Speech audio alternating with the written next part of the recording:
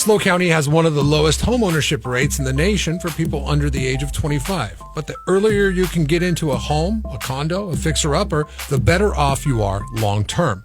In this episode of the SLO County Real Estate Podcast with Hal Sweasey, the team will go over some creative ways lenders are making the first couple years of your terms a lot more affordable. Okay, so that 3-2-1 buy down. What's that first year look like? That payment is $3,245. So basically that first year is kind of like rent. Current conditions actually open the doors for some of these opportunities. The team will also go over how you should factor your drive for long-term financial security into the equation when buying your first home. If you have the desire, let's give you the pathway on how to get there. No matter what your age, if you're looking to buy your first home, then this podcast is for you. Here's your host, James Bueno.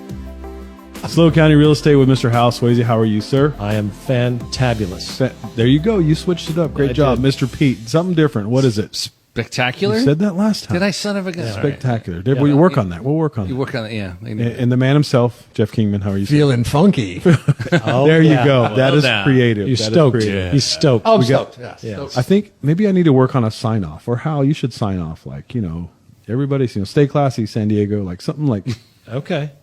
Was he Ron Burgundy? Let me work on that. Absolutely. Let me work on that. It's not coming to mind right away. Hal Burgundy. Yeah. My depth of pulling stuff up is like a half a second. If nothing pops in, I'm never going to come up with an answer. We should all have our... Is it sign on and sign off? You would know, Mr. Radio. Yeah, but we don't sign on. We don't engage in that in the work that I do in my other job. Don't make me look for it. I guarantee you've signed off somehow.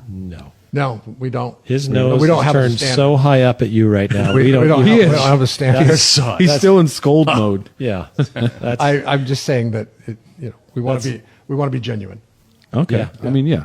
The day of the he just disc scolded me jockey's again. over. That's twice Yeah. in one day. At least I like to Well, hope I so. think he meant it from a place of he's kind of contribute to saving you from making a huge error on the air.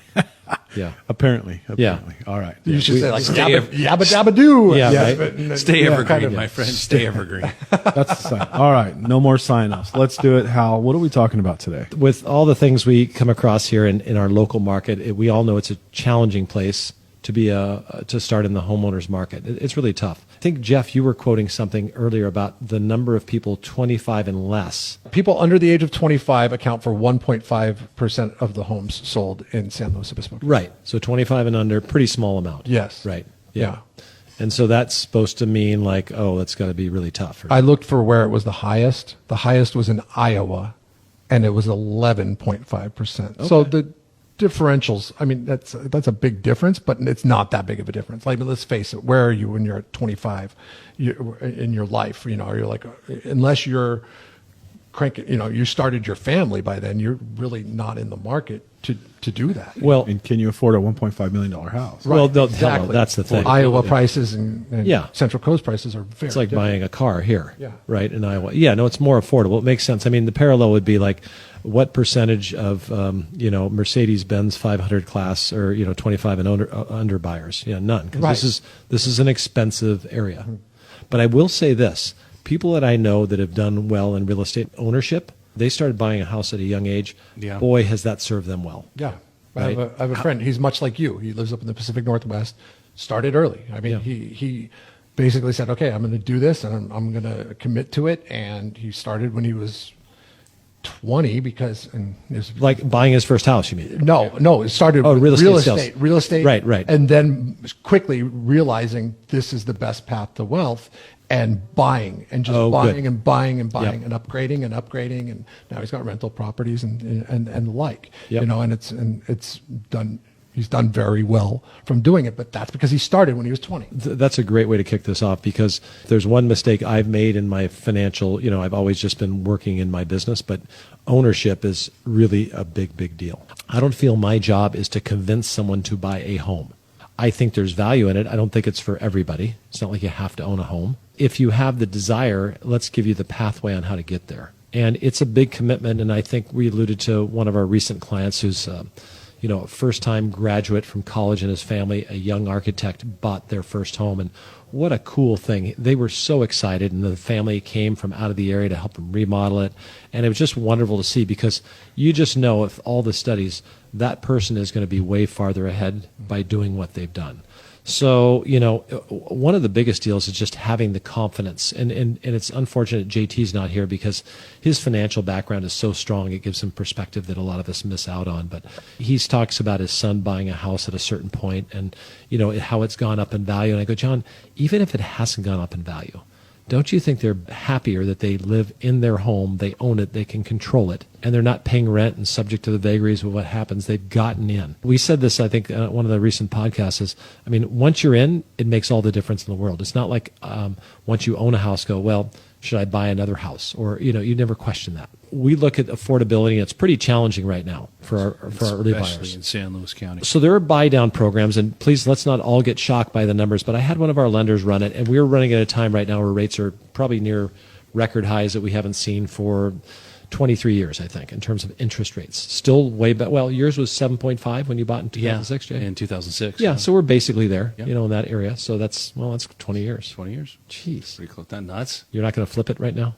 after 18 I years? got to live somewhere. Yeah. Yeah. So there's these rate buy-down programs, which are important because I'm starting to get a lot of questions from buyers, and these are, I'll call them seasoned buyers, like they own their home and they're helping their kids buy, they've owned real estate.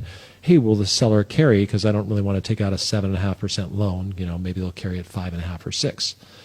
And for most entry-level buyers, if they have the wherewithal, and when I say wherewithal, maybe they've got family help or a small down payment or they have good incomes, to get into a house, that's usually the kind of person that really doesn't go backwards financially. They're going to figure it out because once you get in that house, I mean, how many people are going to let their car get repossessed, right? They're going to start eating beans and rice before they not make their car payment. They need their car. How many people are going to let their house go? Right? Car goes before the house. Heck. Yeah. So what I'm saying is, and nobody ever wants that, and I would never want to see anybody in that position. And it'd be like, well, okay, we're going to cut back on, you know, the fancy car and sell that. And, you know, I'm going to work a little bit on the weekends or do whatever it takes to make sure we keep this house because it's the most valuable thing they own. So I look at buy downs, and I'm going to use an example here. I'm going to try to make the numbers as simple as possible. But this is an example of a home value of $556,000. So that's not a big value. That's a home in the North County, definitely condo options, 5 cities. You're not going to get a 3-bedroom, 2-bath house anywhere for that price in this county. I understand that. But your first car is not a Lamborghini. Your first car might be, mine was a 66 Volkswagen. I paid $500 for it. And mine was a 69 Volkswagen. Did it? Okay. Yeah. Did it start? Yeah, I paid $300 for it. At least it started. Mine had no reverse, didn't start. 77 Ford Pinto. Okay. It didn't blow up though, right? No, it ran on propane.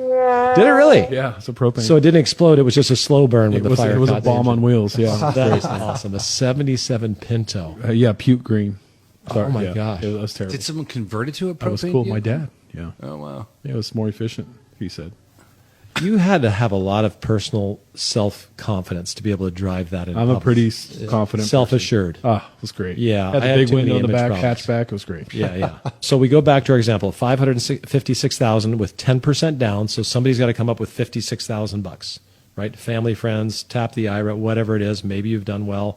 A lot of parents of our millennials, these first-time buyers, let's say, have done well, and sometimes they'll help. I mean, if there's a gift you can give your child to give them that start in that first house, to me, that's better than helping them buy a car or whatever. Oh, yeah. Yeah. Right now, at 7.75, if that was the mortgage rate on the time of this recording, your payment is about $3,500, but with taxes and insurance, it's $4,200.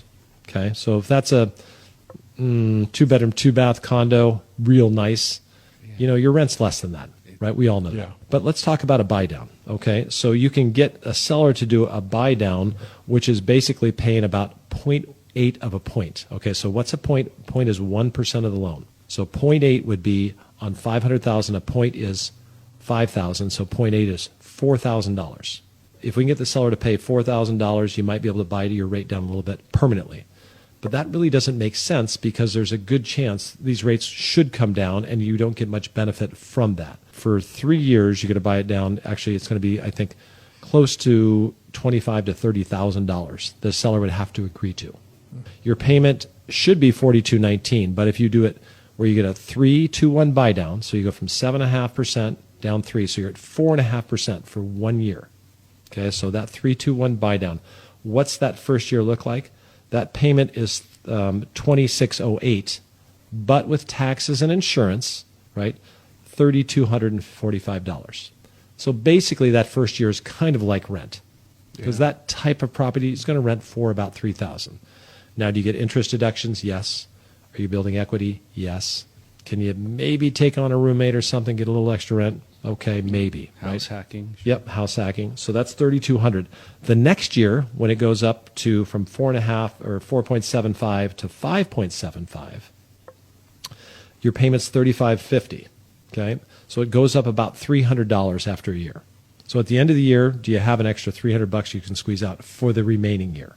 And then you go to the next rate, and that's in your full second to third year. You've had it for 2 years. Now your permit's $3,880. So that is $3,880 minus $3,555. What is that? A little more than $300. Mm-hmm. So you got another $300 a month bump.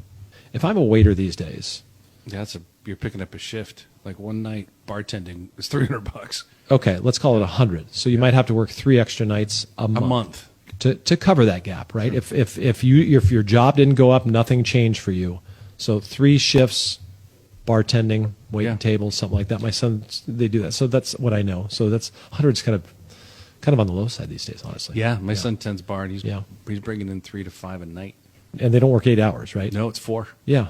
So I can watch football. I mean, I should look into that, because then I can watch the games of the day. Anyway. Sometimes people buy you drinks. I mean, come on. Yeah, exactly.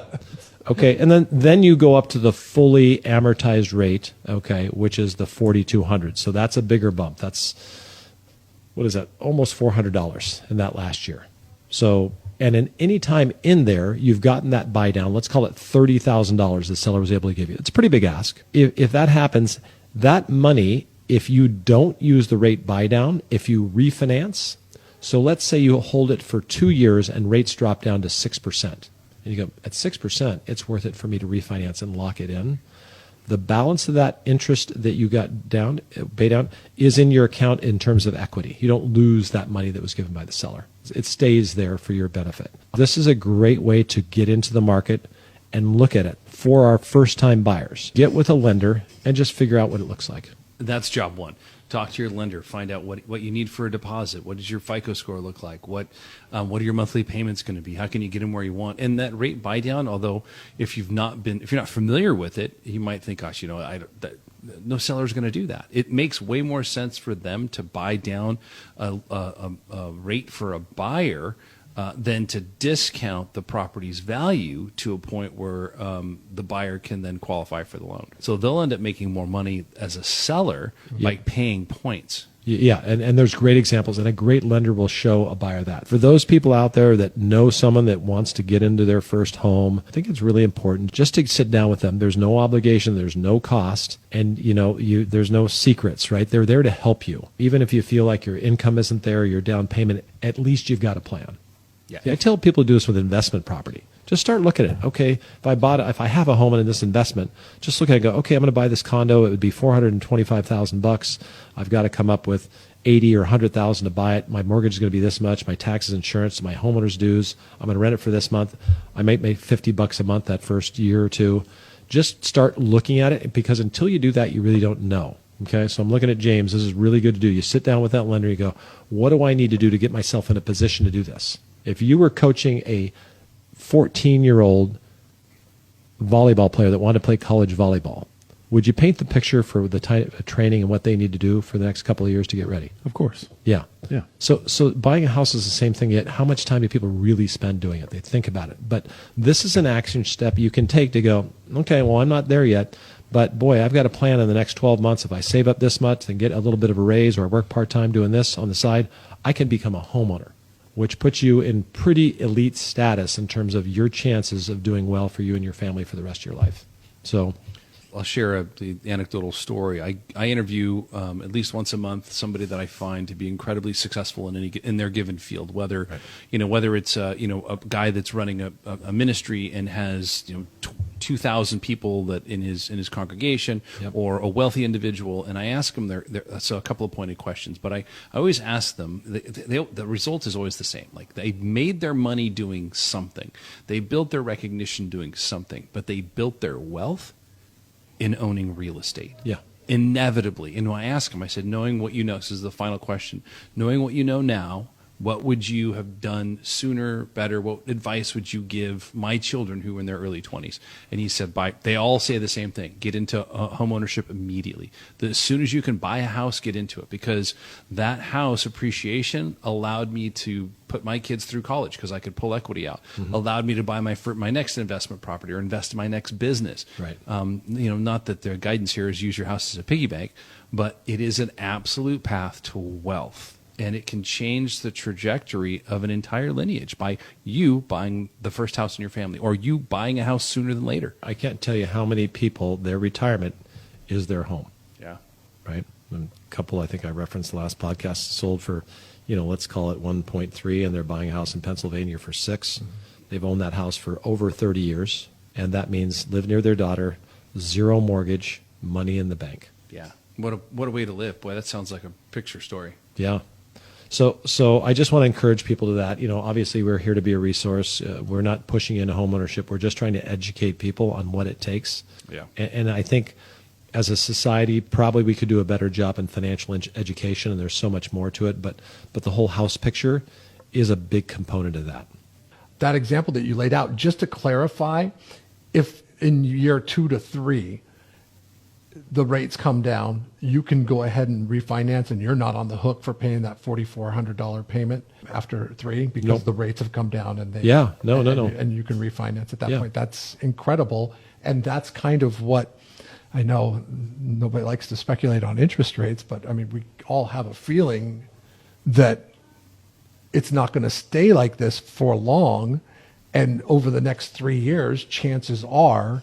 Well, those rates aren't going to continue to climb; they'll come down. I think so. Right. Yeah. Again, we're all Right. taking a guess here, but look at what is the Federal Reserve doing? They're trying to bring down the cost of everything, which would be nice if gas was less. You can't control all that, but some of the stuff, So housing could be less, and they're raising the cost of money up to do that.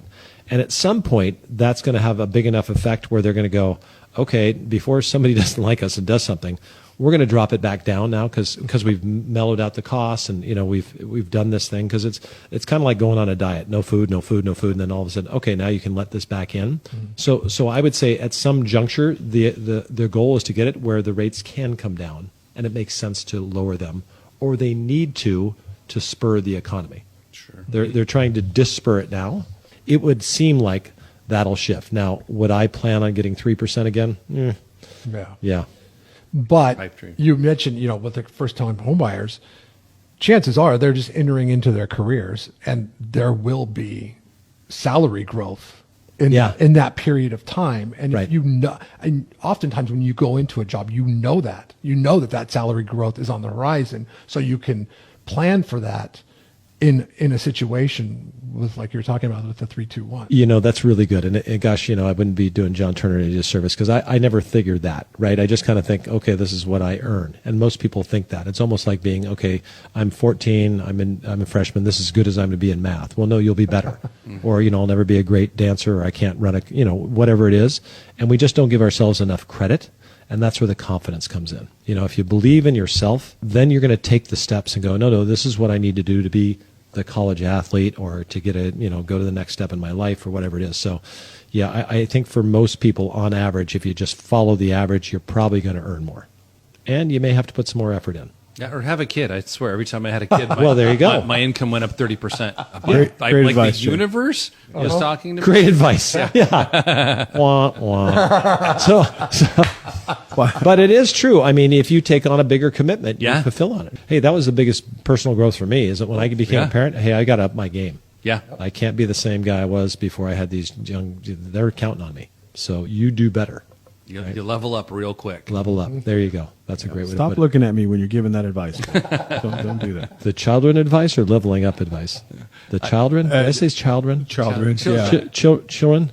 Yeah. The No, little- the That's what I child, say the in child Pennsylvania. advice, Children. Children. yeah. Bad advice. Children. Yeah. Yeah. All right. Do we have anything else that we want to share for You want to move on quickly, I take it. Yeah, let's go. Before we get into house hacking. Yeah, oh my God. I love that button. Anything else we want to share for today? We're not going to talk about the weather. That's I know, but it is warm in here. Yeah, though. the air I'm dying. conditioner went off in this Yeah, room. apparently. Yeah. All right, gentlemen. Fun podcast today. I appreciate it. And if anybody wants to talk to Hal, you can reach him at hal@teamswayze.com. You can get a hold of us through a thing called telephone, 805-781-3750. And I think you can text that line too, right? That Yeah. works.